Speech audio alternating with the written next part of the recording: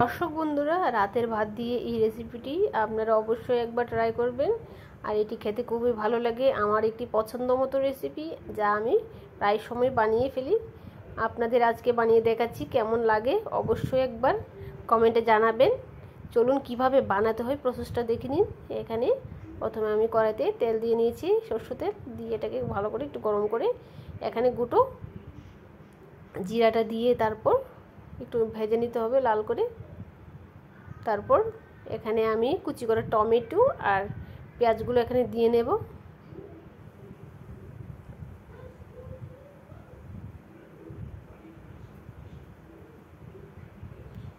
এটাকে ভালো করে একটু নেড়ে নিতে হবে।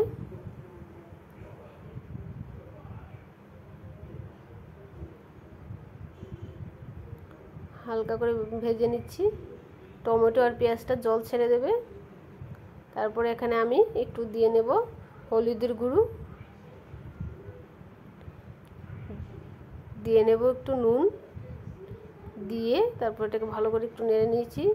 তারপর একটা আস্ত ডিম ভেঙে দেব। চাইলে এটার ভিতরে আপনি ধনিয়া পাতাও দিতে পারেন, ধনিয়া পাতাটা দিলে আরও ভালো লাগবে। এটাকে ঝুরি ভাজার মতো করে নেব।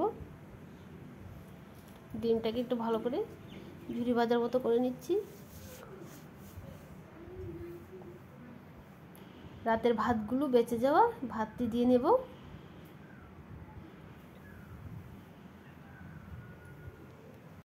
ভাতটাকে উপর থেকে দিয়ে নিচ্ছি।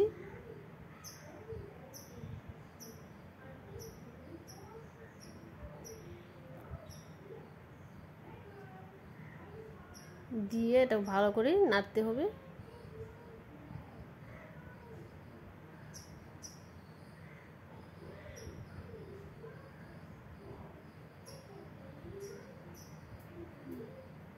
দেখুন নাড়া প্রায় হয়েই গেছে। আরেকটু নেড়ে নেব, ভালো করে মিক্স করে নিচ্ছি। চুলার আঁচটাকে একটু কমিয়ে নিচ্ছি যাতে ভাতগুলো শক্ত হয়ে যাবে।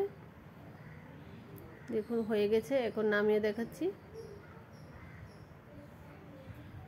কীরকম হয়েছে অবশ্যই একবার বানিয়ে খাবেন, আর কীরকম হয়েছে জানাবেন।